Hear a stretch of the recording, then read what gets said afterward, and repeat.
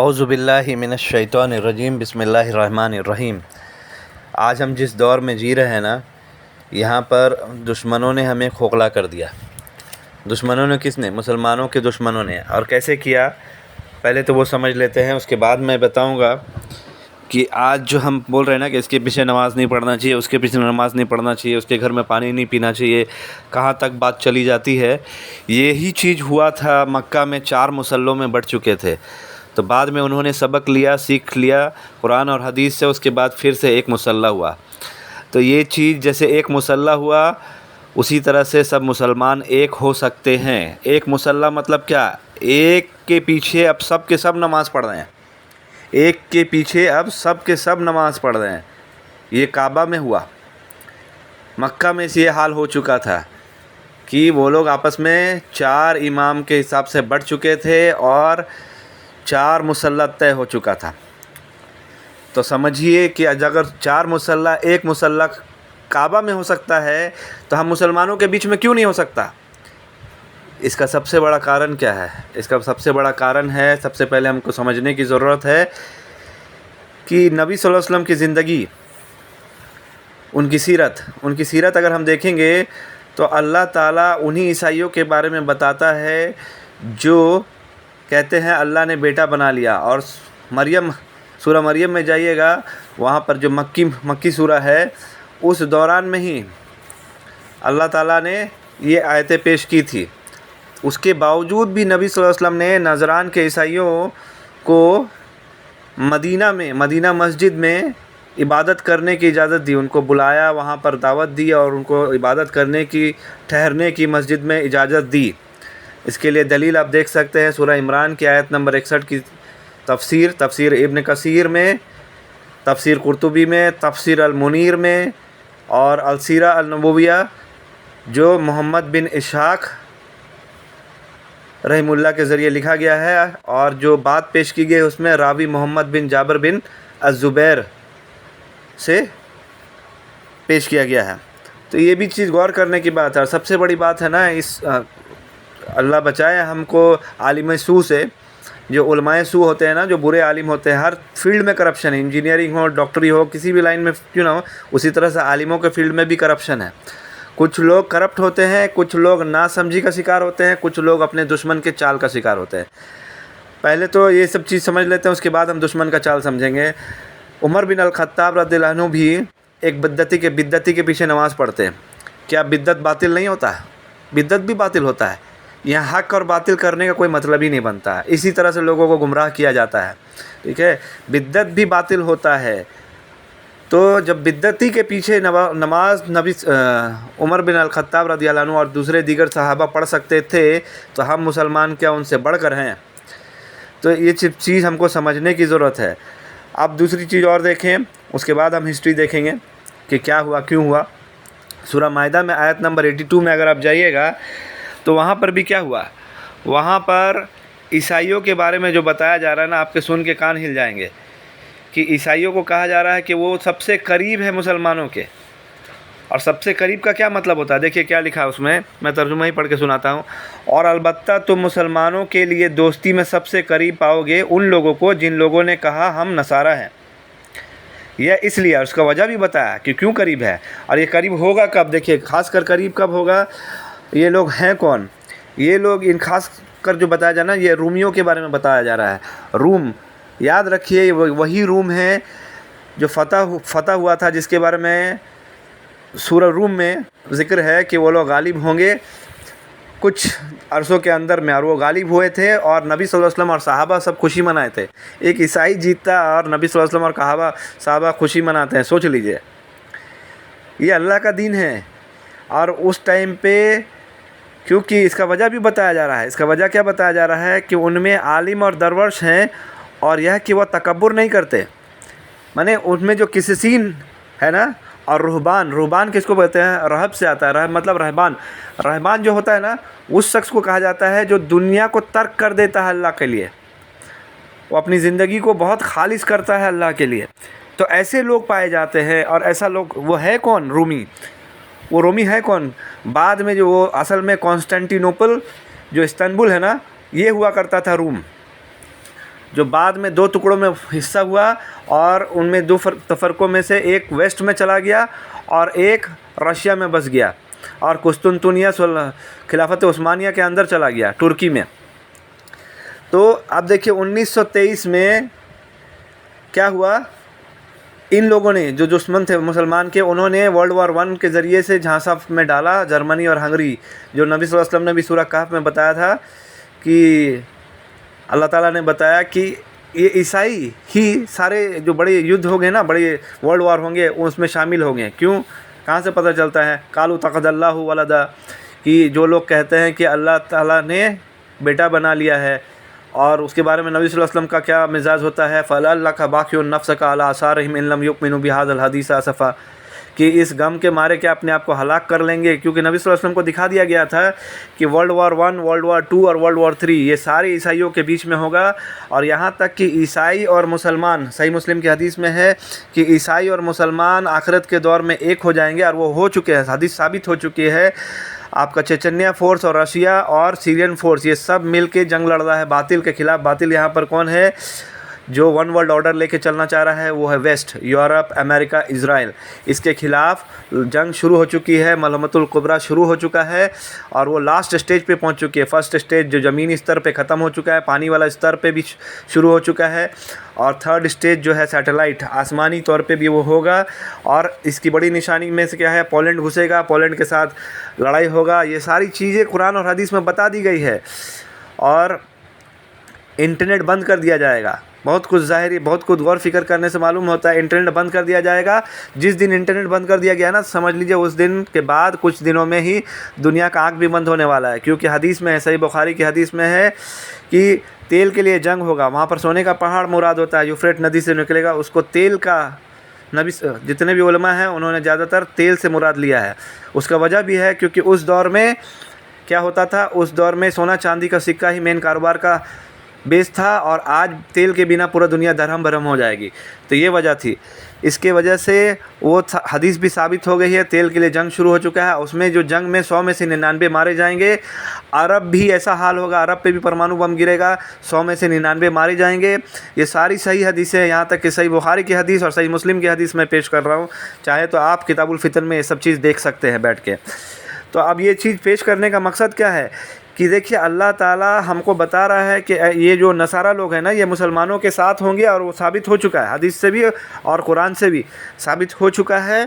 اور اللہ تعالیٰ مسلمانوں کے ذریعے ہی، جو ہاگیا صوفیہ مسجد ہے نا استنبول میں، وہ مسجد اصل میں ان عیسائی و رومیوں کا تھا، ان کو واپس دیں گے مسلمان، مسجد واپس دیں گے رومیوں کو مسلمان۔ اور یہی جو ہے نا، اکثر جو عیسائی ہیں، عیسیٰ علیہ السلام کے آنے کے بعد یہ سب مسلمان ہو جائیں گے، اکثر مسلمان ہو جائیں گے، کیونکہ یہ لوگ، ان لوگوں کے بیچ میں عالم اور درویش ہے، قسیسین اور رہبان ہیں، اور یہ لوگ تکبر نہیں کرتے۔ سب سے بڑی خاصیت جو بتائی، اور صحیح مسلم کی حدیث میں بھی ان کے 4 خوبی بتائی گئی ہے، جو چاہے تو کتاب الفتن میں دیکھ سکتے ہیں۔ تو ان سب چیز سے ہم کو سمجھ میں آ رہا ہے کہ جب مسلمان اور عیسائی ایک ہو سکتا ہے اللہ کے مقصد کے لیے، تو مسلمان کیوں نہیں ایک ہو سکتا؟ مسلمان کیوں نہیں ہو سکتا؟ جب 4 مسلوں میں بٹ چکے تھے مکہ میں، وہ پھر سے ایک مسلح ہو گیا، سب ایک کے پیچھے نماز پڑھنے لگے پھر سے، تو پھر آپ سب ایک ہو کر ایک کے پیچھے نماز کیوں نہیں پڑھ سکتے؟ یہ باطل طریقہ، یہ دشمن شیطانی ہتھ کنڈا کیوں پھیلایا جاتا ہے؟ جبکہ ہم کو قرآن تو صاف صاف بتاتا ہے، اور دیکھیے نبی صلی اللہ علیہ وسلم کی حدیث اور نبی صلی اللہ علیہ وسلم کی زندگی، قرآن کیا کہتا ہے؟ قلب سلیم، سورہ شعراء میں جائیے، آیت نمبر 88 اور آیت نمبر 89 میں، 88 اور 89 میں آپ دیکھیے گا قلب سلیم لفظ آیا ہے۔ قلب سلیم کس کو کہتے ہیں؟ معصوم دل، پاک دل۔ وہی لوگ جنت میں داخل ہو پائیں گے جن کا دل پاک ہوگا، اس طرح کا نفرت نہیں ہوگا، بغض نہیں ہوگا، فرقہ پرستی میں ان سب چیزوں میں نہیں پڑے ہوں گے، کیونکہ ان کا تو اگر یہ سب لے کے چلیں گے نا، تو دیکھیے کیا کہا جا رہا ہے حدیث میں، نبی صلی اللہ علیہ وسلم کی حدیث ہے، ٹھیک ہے، مسند احمد کی صحیح حدیث ہے کہ اس کا مفہوم ہے، نفرت وہ بلیڈ ہے جو آپ کا بال نہیں کاٹتا، آپ کو دین اسلام سے ہی کاٹ دیتا ہے، آپ کو دین اسلام سے ہی کاٹ دیتا ہے۔ غور کرنے کی بات ہے، ہم کسی سے بھی نفرت نہیں کر سکتے۔ کافر صرف 2 ہی ہوتے ہیں، دو طرح کا جو قرآن میں بتایا گیا، ایک سورہ بقرہ کے آیت نمبر 6 اور 7 میں کہ ختم اللہ علی قلوبہم، کہ ان کے دلوں میں اللہ تعالیٰ نے مہر لگا دی ہے، اور صرف اللہ ہی دل کا حال جان سکتا ہے، دوسرا کوئی نہیں جان سکتا، اسی لیے ہم کسی کو کافر نہیں کہہ سکتے۔ اور دوسرا حال کیا ہے؟ دوسرا حال آپ سورہ ممتحنہ میں جائیے گا، ٹھیک ہے، آیت نمبر 9 میں، وہاں پر بتایا گیا کہ جو لوگ اللہ کے راہ میں مسلمانوں کو گھر سے نکالتے ہیں، ان کے لیے جنگ میں کھڑے ہو جاتے ہیں، تو مسلمانوں کا جینا مشکل کر دیتے ہیں، تو ویسے سچویشن میں، مطلب ایٹ وار، جو مسلمانوں سے جنہوں نے جنگ چھیڑ دیا، مسلمانوں کو جو پریشان کرنے پہ اتر گئے ہیں، ویسے لوگوں کو ہی کافر کہا جا سکتا ہے۔ یہ دو ہی شرط کافر کی بتائی گئی قرآن اور حدیث میں۔ کوئی بھی مشرک، کوئی بھی نان مسلم کافر نہیں ہوتا ہے، یہاں تک کہ نان مسلمانوں سے دوستی سے منع بھی نہیں کیا گیا ہے۔ یہ تو صرف اور صرف ایک غلط فہمی ہے جو سورہ مائدہ کی آیت نمبر 51 کا لوگ اٹھاتے ہیں، اور اسی سورہ مائدہ کب اتری تھی؟ نبی صلی اللہ علیہ وسلم کے 22ویں سال میں، اور سورہ مائدہ کا مین بیس جو ہے نا رومیوں کے، کیونکہ اس کا بیک گراؤنڈ ہے، رومیوں سے ان کو اب اٹھنا بیٹھنا کرنا تھا اور عیسائیوں سے اچھا تعلقات رکھنا تھا، تو اس بیس پہ سورہ مائدہ کا پورا سٹرکچر ہے۔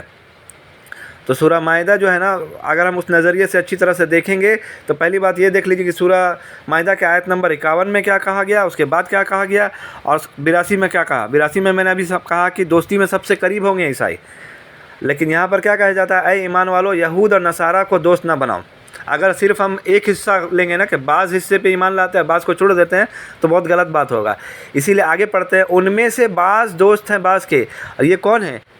یہودی اور عیسائیوں کا ایک سنگٹھن بنا ہوا ہے جس کو زائنسٹ کہتے ہیں، جو پوری دنیا پہ آج حکومت کر رہی ہے، اور امریکہ، اسرائیل اور یورپ کا ایک گروپ بنا ہوا ہے نیٹو کے ساتھ میں، اسی کے خلاف رشیا لڑ رہا ہے، جو حق اور باطل کی لڑائی ہو رہی ہے، ٹھیک ہے۔ اور تم میں سے جو کوئی ان سے دوستی رکھے گا تو بے شک وہ ان میں سے ہوگا۔ اسی لیے ترکی جو نیٹو میں جڑا ہوا ہے نا، تو سمجھ لیے ترکی بہت بڑا بیوقوف ہے، اس آیت کو سمجھ نہیں رہا، اس گروہ سے، اس سے نہیں جڑنا ہے۔ بے شک اللہ ہدایت نہیں دیتا ظالم لوگوں کو، ایسے لوگوں کو اللہ تعالیٰ ہدایت نہیں دیتا۔ تو لیکن یہاں پر کیا بتایا ہے، اگر آپ دیکھیے گا نا، تو اس کے بعد جو آیت نمبر 82 میں کیا بتا دیا ہے؟ عیسائی قریب ہیں، مسلمانوں کے سب سے قریب کون پائے جائیں گے؟ نصارہ۔ آج دیکھ رہے ہیں مسلمان اور عیسائی مل کے لڑ رہے ہیں اس باطل کے خلاف۔ تو آیتوں کو غلط نہ سمجھا جائے، ہم ایسے عیسائیوں سے، ایسے یہودیوں سے بھی دوستی کر سکتے ہیں جو آج بھی قرآن پڑھتے ہیں تو ان کے آنکھ میں آنسو آ جاتا ہے، وہ لوگ تکبر نہیں کرتے، وہ لوگ دین اسلام کو ابھی بھی سمجھنا چاہتے ہیں، بس ان تک پیغام صحیح سے ہم نہیں پہنچا رہے، کیونکہ ہم خود مسلمان جو ہے نا، آج خود اسلام کا سب سے بڑا رکاوٹ بن چکا ہے، اسلام پھیلنے کا سب سے بڑا رکاوٹ مسلمان خود بن چکا ہے، کیونکہ وہ آپس میں لڑ رہا ہے، فرقہ پرستی کر رہا ہے، کیا کچھ نہیں، اس کو صحیح، وہ قرآن کو صحیح سے سمجھ ہی نہیں رہا، اس کے وجہ سے یہ سارا بگاڑ پھیلا ہوا ہے۔ اور ایسے لوگوں کے بارے میں یہاں تک کہ دیکھیے، یہودی کا لاش جا رہا ہے، اور نبی صلی اللہ علیہ وسلم کھڑے ہو جاتے ہیں اس کے عزت اور احترام کے لیے کہ یہ بھی تو ابن آدم ہے، آدم علیہ السلام کی اولاد میں سے ہے، کیا اس کی روح کی عزت احترام نہیں کی جائے؟ کیونکہ بنی آدم پہ کرم فرمایا اللہ تعالیٰ نے، بنی آدم پہ کرم فرمایا، تو ہم کیسے ایسے ہو سکتے ہیں؟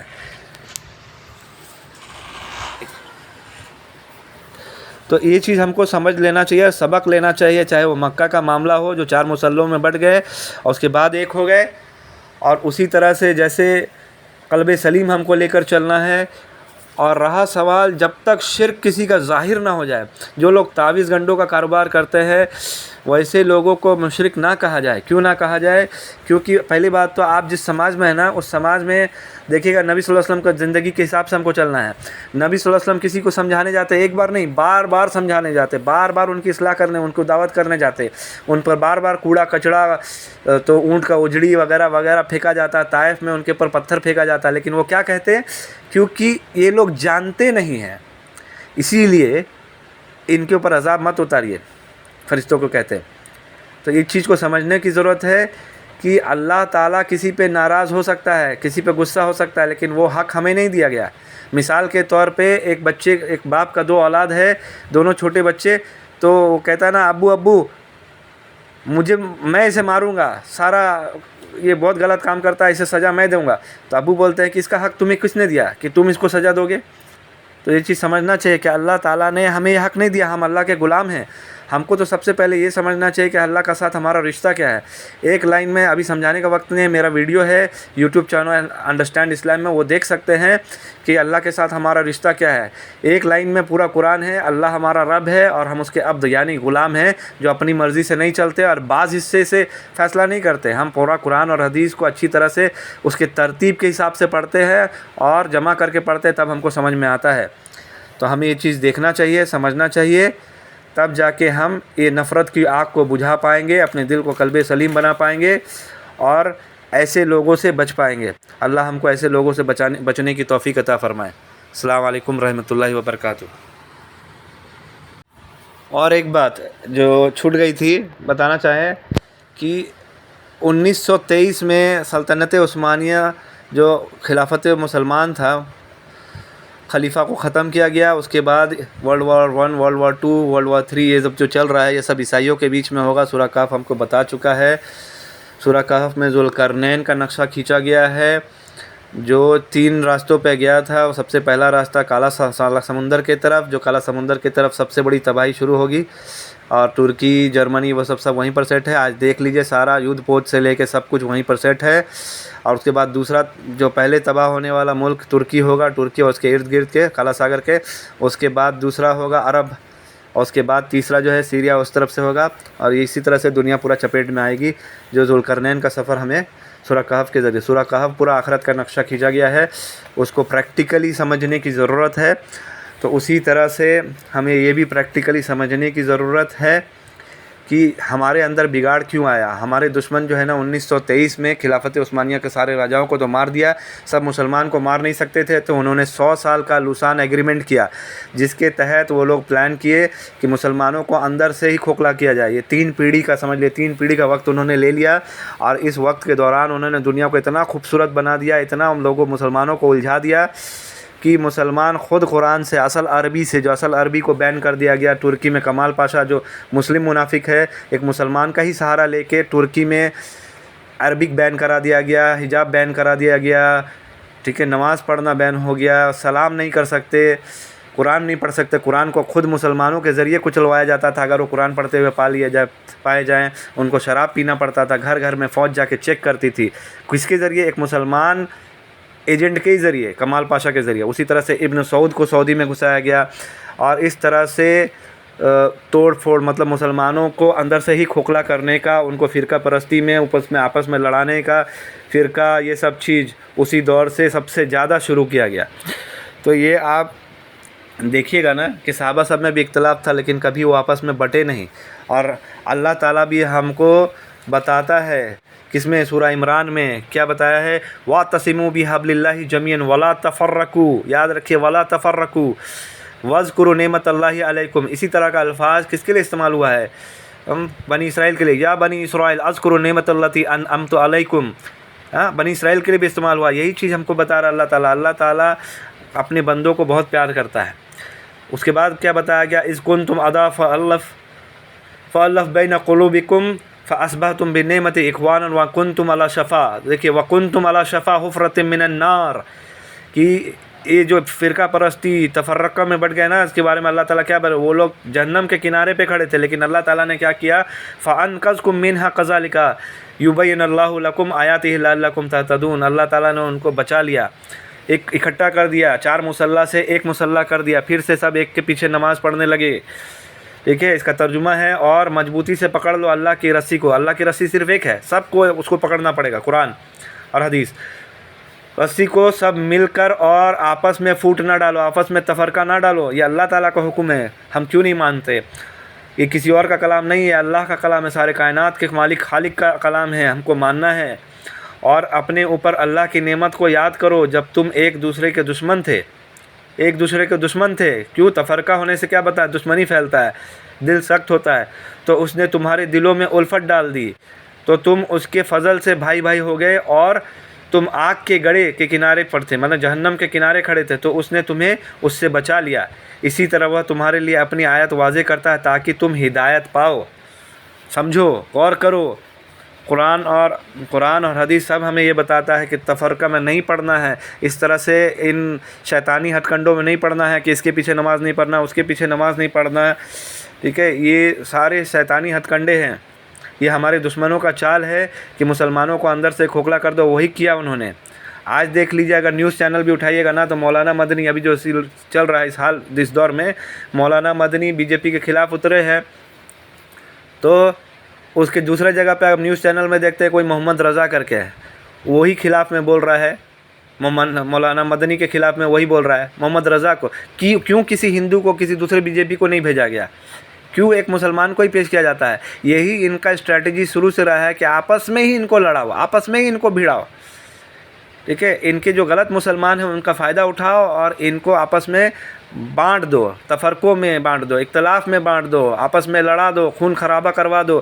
یہی چیز ہے، ہم اپنے دشمن کا چال ہمیں سمجھنا چاہیے۔ بعضکم بعض عدو، جو ابلیس کے دور سے ہی اللہ تعالیٰ نے ہم کو آگاہ کر دیا تھا آدم علیہ السلام کے ذریعے کہ ابلیس اور ابلیس کی فوج تمہاری ہمیشہ دشمن رہے گی، تو تم سنبھل کے رہنا، اسی لیے تفرقے میں نہ بٹنا، یہ سب سارا چیز سمجھانا۔ تو ہم کو قرآن اور حدیث اچھی طرح سے سمجھنا ہے کہ جس نبی صلی اللہ علیہ وسلم کے مدینہ مسجد میں عیسائی عبادت کر سکتے تھے، جہاں پر اللہ تعالیٰ اتنا سخت ناراض تھا کہ انہوں نے کہا کہ بیٹا بنا لیا ہے عیسیٰ علیہ السلام کو، لیکن اس کے باوجود بھی نبی صلی اللہ علیہ وسلم ان کو مدینہ میں، جبکہ وہ آیت سورہ مریم جو ہے مکی سورہ ہے، اور یہ جو واقعہ ہوا یہ مدینہ میں ہوا، تو آپ سمجھ سکتے ہیں کہ نبی صلی اللہ علیہ وسلم کو آلریڈی معلوم ہے کہ اللہ تعالیٰ کتنی ناراض اور غصہ ہے، لیکن کیا نبی صلی اللہ علیہ وسلم نے ویسا کیا؟ غصہ ظاہر کیا؟ نہیں۔ اللہ تعالیٰ کا حق ہے غصہ ہونے کا، لیکن وہ غصہ ہم نہیں ظاہر کر سکتے، اسی لیے نبی صلی اللہ علیہ وسلم کے سیرت پہ چلنا ہے، اور نرمی سے اور بھائی چارے سے، ٹھیک ہے، ان سب سے، کیونکہ جو اگر ہم کسی پر رحمت نہیں کریں گے تو اللہ ہم پر رحمت نہیں کرے گا، اور نفرت کرنے کی تو ہم کو اجازت ہی نہیں ہے، جیسے میں نے حدیث پیش کیا تھا شروع میں۔ تو ہمیں اللہ تعالیٰ صحیح سمجھ عطا فرمائے، ایک دوسرے سے جڑ کر رہنے کی توفیق عطا فرمائے، ایک ہونے کی توفیق عطا فرمائے، آمین رب العالمین۔ جیسے مکہ میں ہوا تھا، 4 مسلح میں بٹنے کے بعد پھر سے ایک مسلح ہو گیا، جو کوئی بھی عرب جاتا ہے آج ایک ہی مسلح دیکھتا ہے، ایک ہی مسلح پہ نماز ہوتی ہے۔ تو غور کرنے کی اور سمجھنے کی ضرورت ہے۔ السلام علیکم رحمۃ اللہ وبرکاتہ۔